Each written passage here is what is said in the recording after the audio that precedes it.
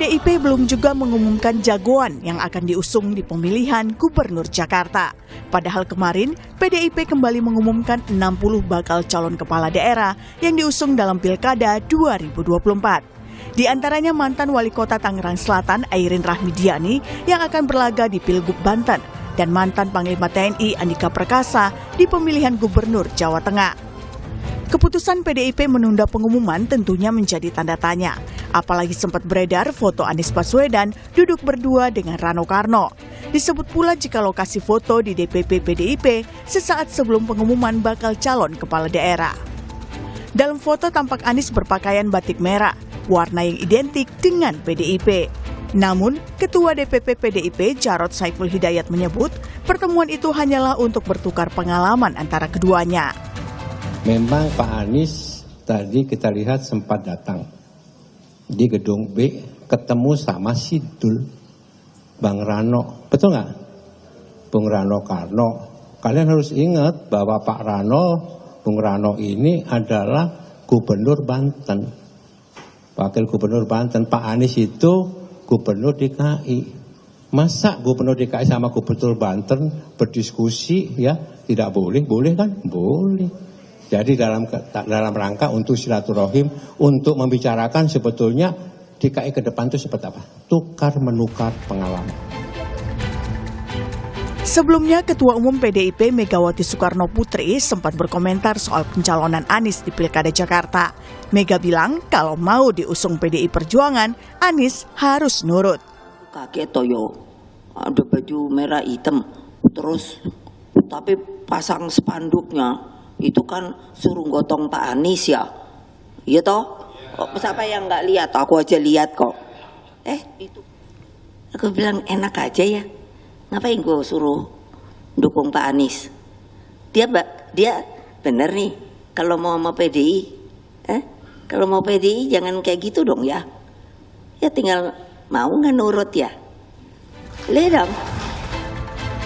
Soal pencalonan dirinya di Pilkada, Anies memang mengaku tengah menunggu keputusan Ketua Umum PDIP Megawati Soekarno Putri. Menyangkut Pilkada tentu kita obrolkan, tapi kita semua menunggu apa yang menjadi keputusan. Jadi tadi sama sekali kita tidak menyinggung tentang keputusan, langkah, dan lain-lain, karena semuanya ada di DPP partai, di luar kewenangan kita. Tapi kita ini bukan pertemuan pertama, kita sering diskusi, sering ngobrol bertahun-tahun ke belakang. Jadi sama Pak Amin ini bukan karena urusan pilkada aja, udah panjang. Cuman kali ini ngobrolnya di kantor DPD PDI Perjuangan Jakarta. Hari ini KPU mulai membuka pendaftaran bakal calon kepala daerah. Pendaftaran gubernur dan wakil gubernur akan digelar hingga 29 Agustus mendatang. Lalu, siapa yang akan diusung PDIP di Pilkada Jakarta? Tim Liputan, Kompas TV.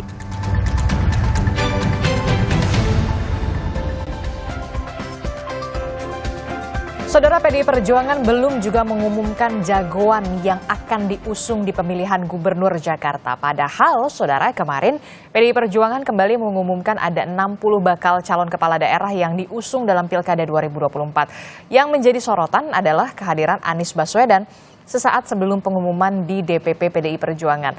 Lalu benarkah Anies batal diusung PDI Perjuangan? Lalu siapa yang akan diusung Partai Banteng ini? Kita bahas bersama dengan sejumlah narasumber di pagi hari ini. Sudah ada juru bicara PDI Perjuangan melalui sambungan Zoom. Sudah ada Mas Ciko Hakim. Selamat pagi. Assalamualaikum Mas Ciko. Pagi, Adisti. Iya, kemudian ada di studio, ada pengamat politik dari Universitas Al-Azhar Indonesia, sudah ada Kang Ujang Komarudin. Selamat pagi, Assalamualaikum Kang Ujang. Salam, selamat pagi Mbak Disti, iya. Bang Ciko. Iya, kita pagi. Kemarin agak sedikit terkejut lah ya, Mas Ciko, ketika kemarin PDI Perjuangan ini mengumumkan ada 60 kepala daerahnya yang dimajukan. Kemudian di saat yang bersamaan, hampir di saat yang bersamaan, sebenarnya Mas Anies dan juga Bung Rano Karno ini sudah memakai baju berwarna merah begitu. Kena prank atau gimana nih sebenarnya, Mas Ciko? Oh nggak gitu. Pada prinsipnya gini, ini harus ditekankan dulu ya, dan tidak terjadi berita aktivasi di hari kemarin itu tidak ada jadwal untuk mengumumkan calon kepala daerah. Kami ingin perbaiki komunikasi lagi bersama dengan Mas Ciko. Ini sedikit terputus-putus, kami tidak bisa mendengar suara gitu. dengan jelas. Halo, Oke. jelas nggak? Oke, ya silahkan Jelas? coba Mas Ciko. Iya, jadi pada prinsipnya kemarin tidak ada jadwal untuk mengumumkan calon kepala daerah dan calon wakil kepala daerah dari untuk Jakarta, juga untuk Jawa Timur maupun untuk Jawa Barat. Jadi ini yang harus ditekankan karena ada undangan juga yang beredar dan kemudian saya juga mendapatkan undangan tersebut untuk hadir dan semua daerah yang akan diumumkan kemarin itu tertulis dalam undangan tidak termasuk Jakarta. Itu satu. Yang kedua, kunjungan Mas Anies tentunya adalah bagian dari rentetan kunjungan atau pertemuan kader-kader di partai yang memang ditugaskan oleh Ibu Megawati Soekarno Putri untuk menjalin komunikasi dengan yang bersangkutan. Dan sampai hari ini juga kata-kata dalam tanda kutip batal itu seharusnya tidak digunakan karena memang belum ada keputusan kan. Kalau sudah ada keputusan kemudian tidak jadi baru itu batal. Hari ini mudah-mudahan akan ada titik terang terkait dengan siapa yang akan kami usung di Jakarta maupun dengan Jabar dan Jawa Timur. Harus diingat masih ada 40-an daerah lagi yang dalam gelombang 4 akan diumumkan. Kalau tidak hari ini ya mungkin besok. Oke, tapi kan ini juga sampai kalau misalkan seharusnya kan memang ada komunikasi dulu begitu ya, Mas Anies sampai datang begitu bersama dengan ngobrol sama Bung Rano Karno bahkan memakai baju warna merah begitu, komunikasi politik yang ingin disampaikan sebenarnya semacam itu. Ya, saya rasa memang undangannya kalau bisa juga dikonfirmasi dengan timnya Mas Anies ya bahwa undangannya adalah untuk silaturahmi dan untuk berbincang-bincang dengan Bang Rano. Jadi tidak ada di dalam undangan atau apa yang dikomunikasikan sebelumnya dengan Mas Anies adalah kemudian ayo datang, Anda akan diumumkan sebagai calon, nggak ada komunikasi seperti itu. Jadi artinya kunjungan silaturahmi dan juga Mas Anies juga diterimanya di kantor kebudayaan atau bidang kebudayaan yang dipimpin oleh bukan di gedung Dewan Pimpinan Pusat Partai Demokrasi Indonesia juga. Oke, jadi saya ingin menegaskan kembali, jadi seharusnya bukan batal diumumkan, tapi memang belum diumumkan ya untuk Jakarta ini. Betul. Memang kemarin di dalam undangan untuk mengundang siapa-siapa yang diharapkan hadir untuk menyaksikan pengumuman juga ada agenda dan nama akan diumumkan dan tidak termasuk DKI Jakarta. Oke, tapi sudah ada komunikasi sebelumnya dengan Mas Anies karena Mas Anies kan juga sempat izin juga sama ibundanya pakai baju warna merah juga begitu. Ada komunikasi yang miss atau seperti apa sebenarnya, Mas Ciko? Enggak juga, saya rasa itu biasa. Mas Anies ini kan memang terkenal dengan sopan santunnya, ya kan, dengan budaya timurnya, sopan terhadap semua orang, apalagi terhadap ibunya. Dan memang mungkin beliau menganggap kunjungan ke PDI Perjuangan kemarin itu adalah suatu hal yang besar, artinya juga semakin mendekati Tapi kemudian ada juga setelah kejadian ini, Mas Ciko, ada juga kemudian mencuat nama Pramono dan juga bersanding dengan Rano Karno begitu. Nah, ini sebenarnya ada apa jadinya ini dinamikanya di PDIP? Nama Mas Pram ini kan sebenarnya sudah pernah disebut-sebut juga oleh Pak Hasto. Kalau kita tarik dari belakang ya, kita juga kita cari di internet, Pak Hasto pernah menyebut nama Mas Pram dari kita untuk maju. Oke, Mas Ciko, sayang sekali suara Anda terputus-putus. Nanti kita coba perbaiki kembali untuk audionya melalui sambungan Zoom dengan Mas Ciko. Tapi saya beralih dulu ke Kang Ujang begitu ya, Mas Ciko ya. Kang Ujang, ini kalau melihat kemarin begitu ya, ada 60 kepala daerah yang diumumkan. Kemudian Mas Anies juga bertemu dengan Bung Rano Karno memakai baju berwarna merah gitu ya, yang merupakan warna identik dengan PDI Perjuangan. Jadi sebenarnya ada apa ini?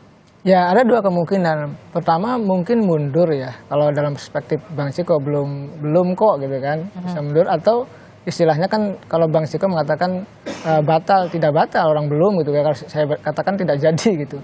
Kenapa di saat hari yang sama kemarin saya baca gitu di satu media, Pak Wali Dondo Kambe, Bendahara Umum PDIP mengatakan tidak jadi Anies katanya.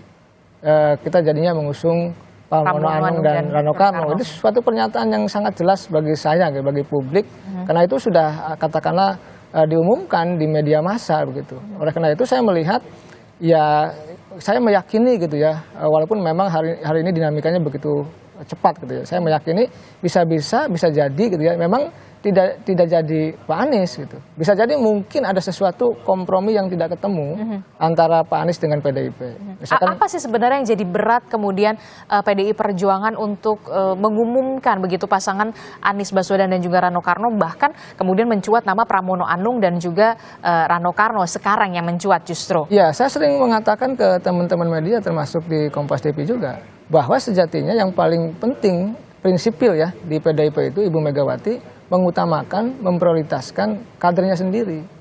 Oleh karena itu tidak aneh, tidak heran misalkan kalau Anies agak tergeser lalu muncullah nama Pramono Anung. Walaupun kita tahu bahwa belum uji elektabilitas ya Pak Pram karena baru muncul ya di Jakarta.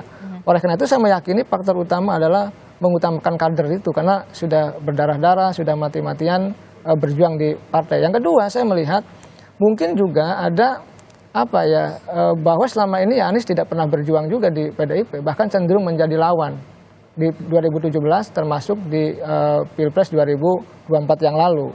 Nah yang ketiga bisa jadi ada kompromi-kompromi yang tidak ketemu juga, ada tarik-menarik kepentingan ya, power interplay. Misalkan ya biasanya yang saya tahu gitu ya, ketika partai politik itu mengusung kandidat, maka ya harus menjadi anggota dari partai itu.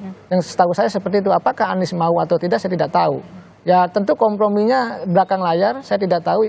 Yang jelas kemarin sudah duduk bersama, kelihatannya akan diumumkan, tetapi saya katakan saya menganalisnya tidak jadi karena ada pernyataannya Pak Oli Dondo Kambe begitu, sangat jelas, sangat clear begitu. Oke, gimana Mas Ciko? Jadi clear sekali Pak Oli Dondo Kambe mengatakan tidak jadinya pasangan Pramono dan Rano Karno. Ada sebenarnya untuk pasangan Anies Rano Karno ini ada kompromi politik yang tidak menemui titik temu. Benarkah demikian, Mas Ciko?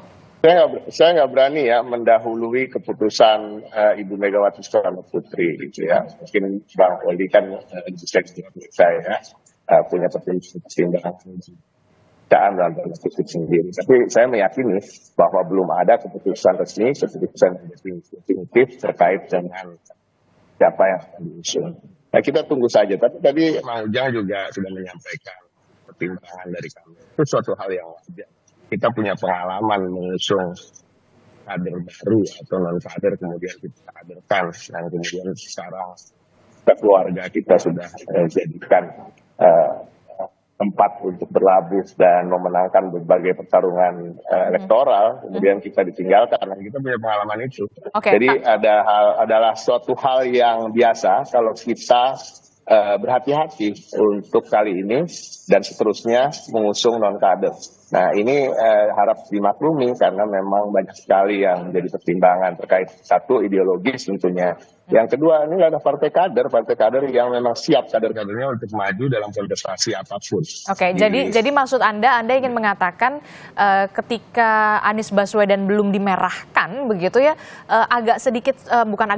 sedikit sulit untuk kemudian mendapat restu dari Ketua Umum PDI Perjuangan. Bahkan Bu Mega pada saat pidatonya mengatakan kemarin mau ikut PDIP atau mau dompleng saja. Saya ingin menyatakannya dengan cara yang lain ya. Akan lebih mudah untuk mendapatkan restu dan diputuskan sebagai calon apabila siapapun itu yang non kader dan kemudian belum masuk ke dalam partai politik manapun kemudian memutuskan selain menyepakati tentang ideologi dan garis perjuangan partai kemudian juga bergabung bersama kami dan bersama-sama. Oke, jadi Anda mengatakan langkah Anies ini terganjal karena belum ada terima kartu merah begitu? Belum dimerahkan? Bukan. Itu kan Disti yang mengatakan. Kan katanya tadi akan lebih mudah.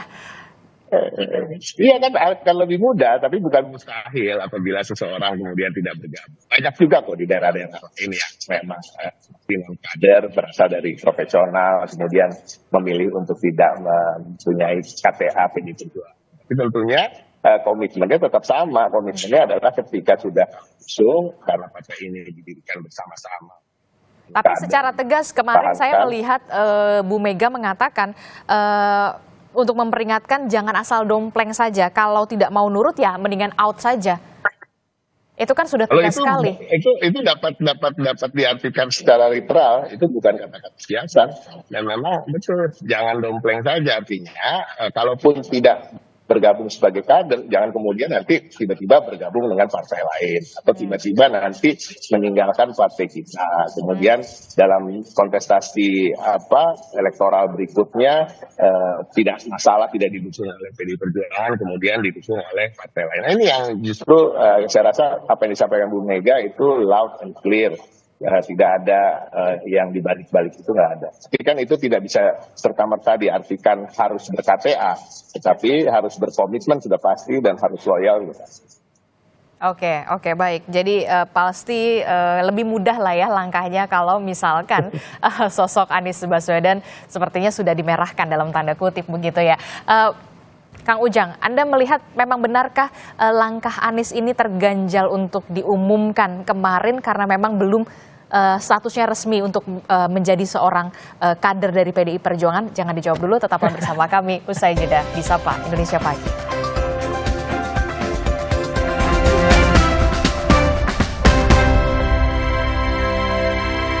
Ya, salah satu wilayah strategis yang kemudian juga menjadi center of attention selain Jakarta adalah Jawa Tengah pastinya ya, yang kemudian juga diperebutkan inti antara Ahmad Lutfi dan juga Tachi Yassin dan juga beberapa nantinya ya kan dari PDI Perjuangan juga sudah ada gitu, nama Andika Perkasa ya kan.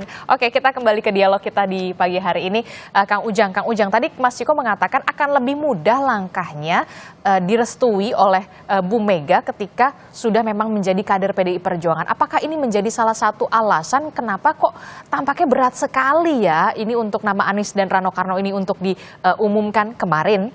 Ya bisa jadi ya, kalau dalam istilah saya gitu, usul fikih ya, ada ikhtiyat, kehati-hatian gitu. Kita tahu bahwa yang bukan kader ini mohon maaf bisa juga membalelo, yang kader saja bisa membalelo apalagi yang bukan. Jangan jadi nggak mau sudah diantisipasi jangan ada pengkhianatan untuk kedua kali. Tadi tidak mau didomplengi gitu ya, lalu juga harus nurut gitu kan, lalu juga tadi harus merah dulu. Itu menurut saya poin-poin prinsipil ya, karena arah kebijakan kader itu harus selaras dengan arah kebijakan partai dimanapun. Oleh karena itu saya melihat kehati-hatian ini dijaga betul. Bagaimana kemarin gitu PDIP di Pilpres sangat kewalahan gitu mengurus kadernya sendiri. Ya katakanlah mohon maaf tanda petik Pak Jokowi gitu. Nah ini kan pengalaman-pengalaman yang tentu sangat pahit bagi PDIP, tidak mau terjadi di kemudian hari. Nah antisipasinya tentu berlapis-lapis ini dalam konteks mengusung kandidat. Apalagi katakanlah Anies yang dulu kita tahu PDIP sangat keras mengkritisi Anies ketika jadi gubernur, ketika di pilkada termasuk ketika di pilpres. Oleh karena itu seandainya ketemu pun dalam konteks tadi, seandainya mengikuti ideologi Soekarnois lah katakanlah, lalu juga peduli wong cilik, punya kartu anggota, tapi ini semua kan tadi basisnya saya melihat semua keputusannya ada Ibu Mega. Pertimbangan apapun itu semua tentu ujungnya pangkalnya di Ibu Megawati. Siapa yang tahu hatinya Ibu Megawati kita tidak tahu. Bang Ciko pun saya yakin tidak tahu. Tadi tidak mau mendahului dan lain sebagainya. Saya yakin pertimbangannya harus matang karena ini adalah sangat strategis. Dan tadi pertimbangan kalkulasi apapun pasti akan dihitung. Sekecil mungkin keuntungan kerugian itu akan dihitung betul oleh PDIP. Termasuk juga ya itu tadi jangan sampai antisipasi yang dilakukan oleh PDI Perjuangan jangan sampai terulang dua kali begitu ya. Ya karena karena gini Mbak Adisti, sangat merepotkan ya punya kader lalu keluar rumah membakar rumah ya istilahnya Bang Andreas itu. Nah, oleh karena itu antisipasi yang dilakukan PDIP sudah tepat, sudah betul. Kalau pengusung Anies juga silahkan, tidak dilarang. Tidak pun juga silahkan, itu adalah hak otoritas dari PDIP untuk mengusung siapapun yang dianggap layak, baik dari kader maupun pihak yang dikaderkan begitu. Nah, biasanya kalau tokoh luar, figur luar, itu biasanya dimerahkan atau dikaderkan. Kalau partai lain ya tadi ya dikuningkan, dibirukan dan lain sebagainya. Itu pola umum saja dilakukan oleh semua partai politik, termasuk ketika Anies dulu ingin diusung oleh PKS kan menyodorkan kartu anggota PKS juga. Oleh karena itu tidak aneh juga kalau PDIP menginginkan ya Anies merah dulu begitu kira-kira agar darahnya sama lah. Jangan ada darah merah dan darah-darah yang lain campur aduk. Oleh karena itu saya meyakini ya apapun keputusannya kita hormati, kita tunggu sebagai bagian daripada dinamika ya politik di DKJ dan Jakarta yang begitu menarik gitu, begitu hidup, begitu berwarna sehingga ini menjadi tontonan yang menurut saya yang bagus. Seandainya misalkan PDIP jadi mengusung Anies. Kalau tidak jadi sih nggak menarik kalau tanpa Anies pilkada DKJ. Kalau nggak jadi mengusung Anies kurang menarik nih kan, karena harus sengit lah ya, harus lawan yang sepadan sebenarnya, Mas Ciko. Saya rasa enggak juga. Jadi di internal kami juga ada nama Basuki Cahayapurnama yang angka surveinya juga bisa tinggi, bahkan di atas Ridwan Kamil, itu kan satu. Tapi kalaupun bukan Pak Ahok misalnya, ada Bang Karno, mungkin warga Jakarta belum begitu tahu bahwa beliau akan maju. Tapi kalau terkait dengan tahu siapa Rano Karno, saya rasa 80% sudah tidak perlu diingatkan siapa Sidul, ya kan? Atau kalau ada yang generasi saya atau lebih tua dari saya, ada Gita Cinta dari SMA dan lain-lain. Jadi selain itu tentunya Bang Rano juga sosok yang mumpuni, punya kompetensi, punya pengalaman yang komprehensif di bidang pemerintahan, pernah jadi wakil bupati, wakil gubernur, kemudian anggota DPR RI, kemudian juga terbesar. Jadi peluang terbesar. Ini artinya Bang Rano pun cukup kompetitif nanti kalau bisa dilawankan dengan Oke, jadi peluang terbesarnya siapa kalau melihat elektabilitas ya, dan juga hitung-hitungan politik dan juga kalkulasi? Anies Rano, Pramono Rano, atau bisa saja Ahok Rano? Jadi gini, kalau mau jujur, peluang Mas Anies, peluang Mas Basuki Cahayapurnama, Bang Rano maupun Mas Pram sama peluangnya, presentasi peluangnya pun sama. Jadi kita tunggu saja bagaimana nanti Ibu akan mengerucutkan nama menjadi 2 nama, calon kepala daerah dan calon wakil kepala daerah di Jakarta. Tapi saya melihat ada aroma-aroma pengumuman ini akan ada di injury time begitu. Benarkah ada gerilya-gerilya yang akan dilakukan oleh pihak dari mana gitu, dari eksternal? Anda melihatnya bagaimana?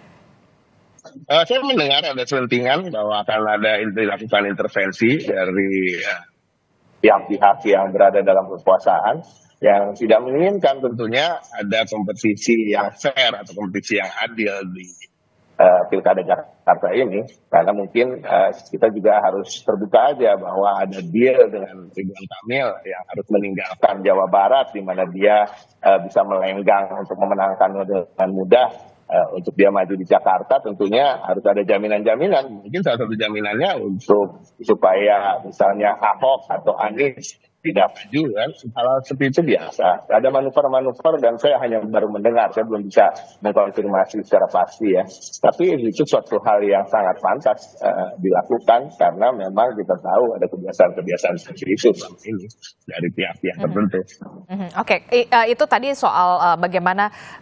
Nah, kalau misalkan soliditas internal PDIP sendiri, bagaimana untuk bisa nggak sih menerima sosok nama Anies Baswedan? Karena kan kita tahu pada pilkada sebelumnya itu kan sempat bagaikan minyak dan juga air begitu, berseberangan begitu, Mas Ciko. Kalau soliditas internal sendiri?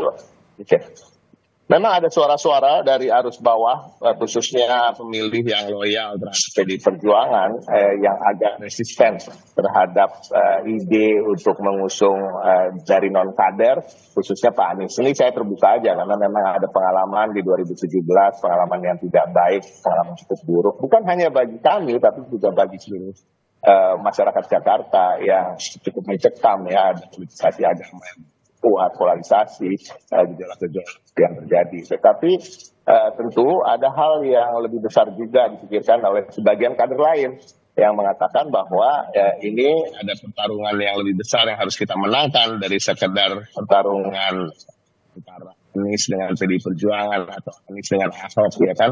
Ada pertarungan besar, apa itu? Pertarungan untuk mempertahankan demokrasi kita yang selama ini kemunduran, demokrasi kita yang kita anggap tidak sehat lagi, ada pemaksaan untuk menyatukan gerakan tanpa memberi ruang bagi sikap-sikap yang berseberangan dengan pemerintah atau dengan kekuasaan, dan ini juga harus dilawan. Dan apakah ini bisa dilawan dengan berjalan sendiri-sendiri? Tidak, harus ada persatuan di antara pihak-pihak yang memang berada di luar poros kekuasaan itu. Jadi ada semacam balancing lah. Tapi ini menarik, artinya exercise-nya juga menjadi menarik bagi kami sebagai partai politik yang cukup kawakan.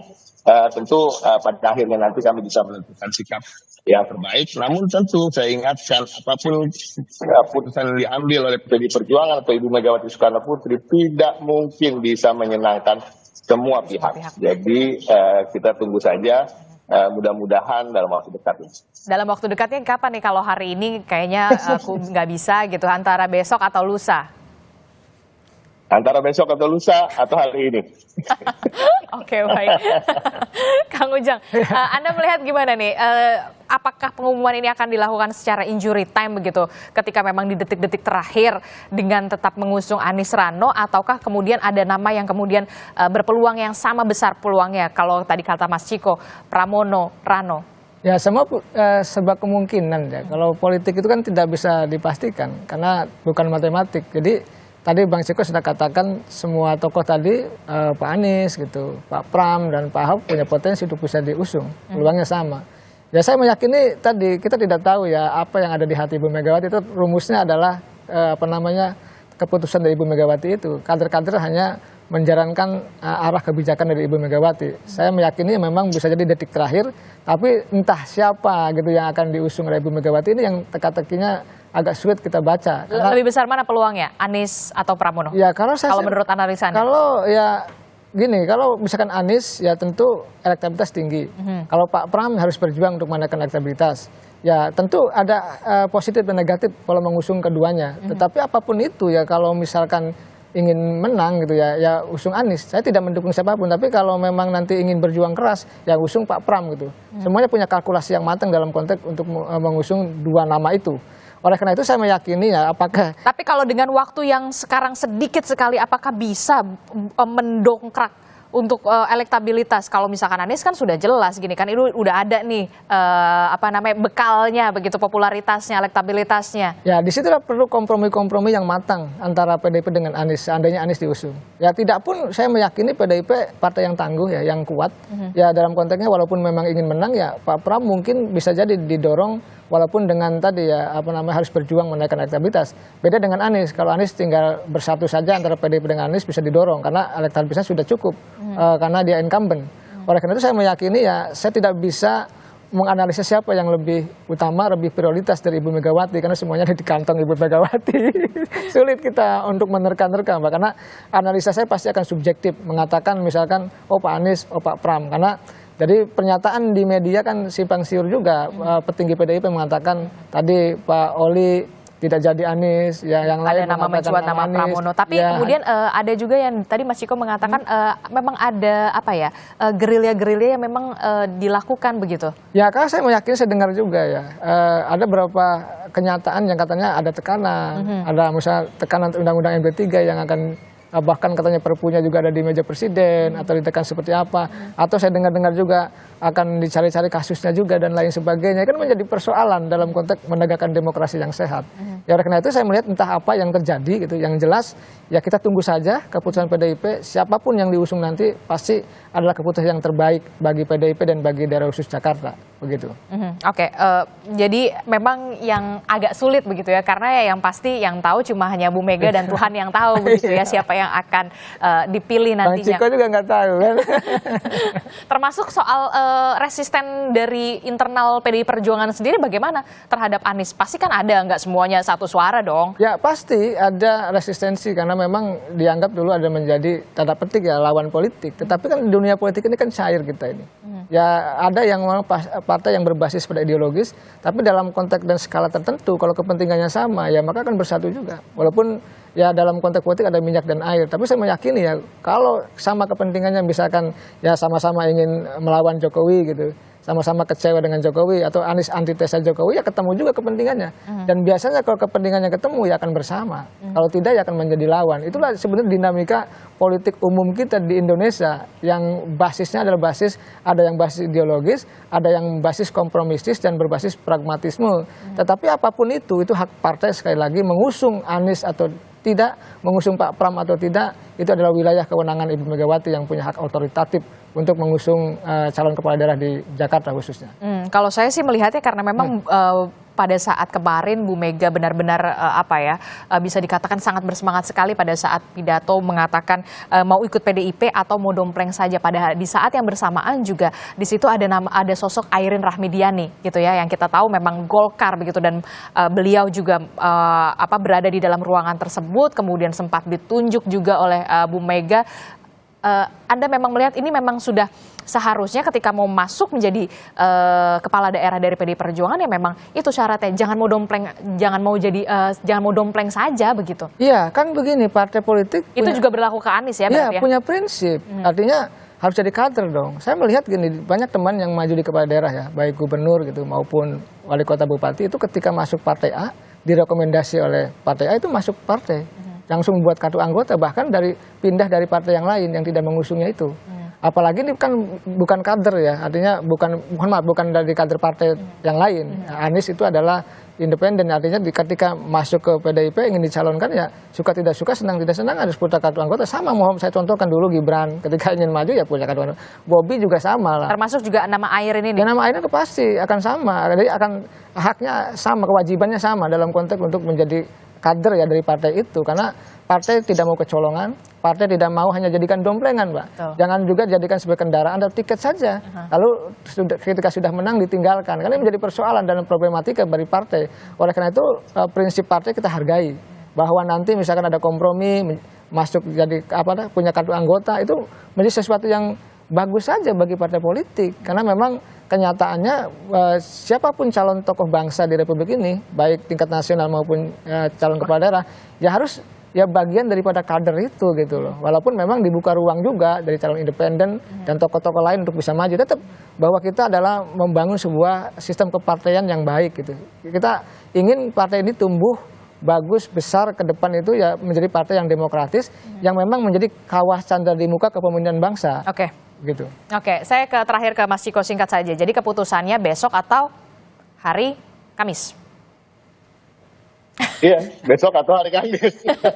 Sampai hari ini saya belum ada update baik di grup-grup WhatsApp partai maupun juga langsung dari Pak Sekjen belum ada. Biasanya saya mendapatkan update apa yang akan terjadi pada itu. Mudah-mudahan dalam waktu dekat ya memang. Tapi kembali lagi harap karena ini bukan hanya untuk DKI Jakarta, ada Jawa Barat, Jawa Timur, dan 30-an lagi kabupaten kota yang akan kita umumkan, ya kan? Mungkin saya juga ada di nama di situ kan kita nggak tahu ya. Kita tunggu aja lah. Oke, baik. Yang pasti ya, apapun itu menangnya itu bukan sekedar mau memenangkan saja, tapi yang harus dimenangkan adalah hati rakyat dan juga menangkan gagasan untuk kemudian punya problem solving untuk wilayah tersebut, mau itu di Jakarta, kemudian di Tangerang, atau kemudian di Jawa Tengah, Jawa Timur, itu kan ya, Mas Ciko ya. Dan komitmen untuk bergotong royong bersama-sama dengan PDI Perjuangan, bukan hanya dalam kontestasi elektoral yang sekarang, tapi yang berikutnya dan sampai nanti seterusnya. Oke, baik. Terima kasih Mas Ciko telah bergabung bersama kami. Kang Ujang, terima kasih sudah hadir. Sama-sama, Mbak Disti. Terima kasih semuanya. Assalamualaikum, selamat pagi, sehat selalu.